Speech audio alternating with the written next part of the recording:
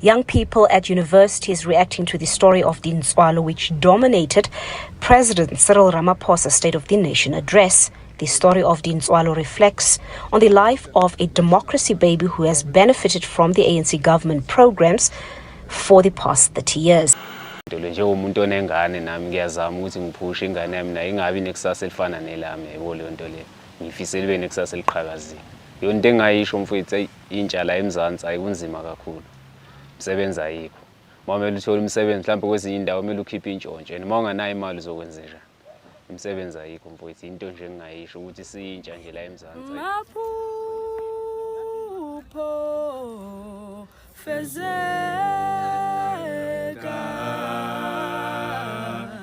nami ngimele ekhaya lami nami ngimele imoto yami.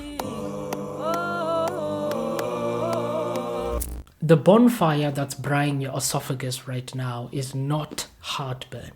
It is your chest reacting to yet another headline by the African National Congress. A point of contention that has separated two groups, that being the young Africans who are the true democratic majority of the continent versus our older counterparts, the often dictatorial minority, has been the issue of respect. You see, contrary to expired wisdom, respect is not something to be gained.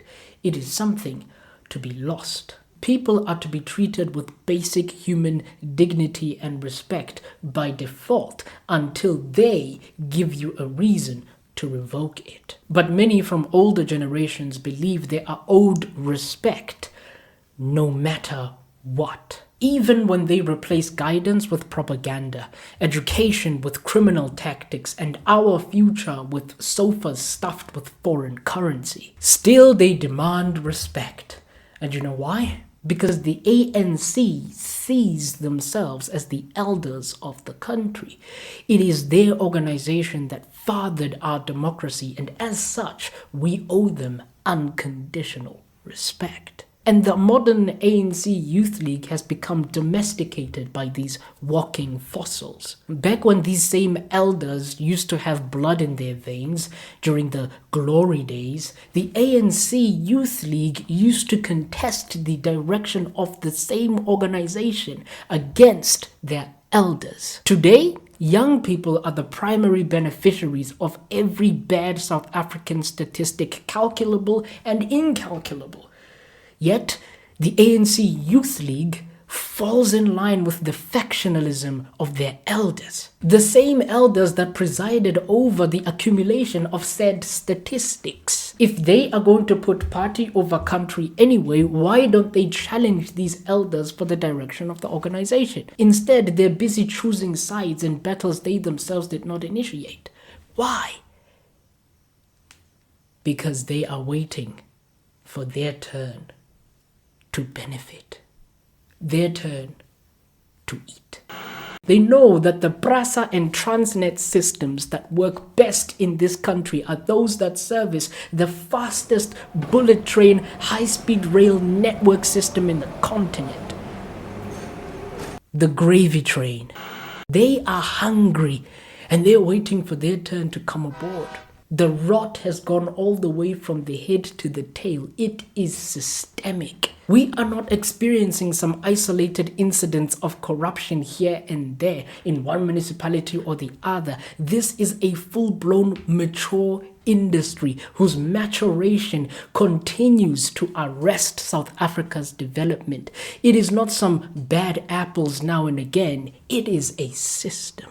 One that preserves the outcomes intended by the hate of the last regime, which functionally makes this hate. They are the aromat of apartheid, giving it flavor. The ANC is an organization, some of whose greatest accolades were obtained by the youth, but now, as government, they have resigned the youth to some of the worst outcomes in the country. Unemployment, substance abuse, violent crime, you name it. They have undone their own legacy. Don't tell me that I am abandoning the liberation movement by not voting for them. They have abandoned me. Don't tell me about the Youth League. Don't tell me that the Youth League writing strongly worded letters to their elders is revolutionary. Don't tell me about Tintswalo. I hear they're planning various marches across the country. We are organizing one of the biggest marches. Well, we will see. But they must start and finish at the union buildings. When we sing Aluta Continua, the struggle continues, we don't mean you, ANC, must be the cause of the struggle continuing. You hear Aluta Continua, and to you, you decide to become the continua of the Aluta by continuing the looting. As good at governance as I am at Portuguese, suffer the little children, you've misinterpreted that as well to mean let the little children suffer. Now it falls on the little children to come to the rescue once more. Because young South Africans have had to save this country from itself before, and now, here we go again. Yet we are constantly condescended to. In an economy that is stagnating to the point where graduates are having it tough and the rest are having it even worse, we are told it is because we are lazy. And to add aromat to injury, we are accused of this by a man who looks like what a deep learning algorithm would spit out if it were prompted with the question, what if a potato and a sloth fused into an eye-watering fart in the shape of a sweaty statesman? The gloves are off. We are told that load shedding is not the end of the world. Loadshedding is nie die einde van die aarde nie. Even though when you look at our situation, you would agree with T.S. Eliot when he says this is how the world ends, not with a bang, but with a whimper. Because we are the ones whimpering as we hunch over the shimmering light of our battery-powered LEDs, or at worst case, our little candles. Ons kom van 'n verlede af, waar ons by Kerslig matriek geskryf het. Gestudeer het vir ons matriekeksamens. But I don't expect them to understand that reference, not least because we are led by dinosaurs that probably don't even know what a dinosaur is. Perhaps that's why they keep going on and on about clean coal, not realizing that they are burning the remains of their former forest homes. But hey, even you would be fine with burning your former home if it meant you got to move into a 37 million rand safe home, which is as much a safe home as that other infamous pool was a fire pool. By the way, that didn't fool anyone. But the fact that they admitted on TV that they lied to Parliament on behalf of former President Jacob Zuma, that is just a slap in the face. It is intellectual disrespect. This is hate. They lied for the same president who they broke out of jail, and now he has become their enemy.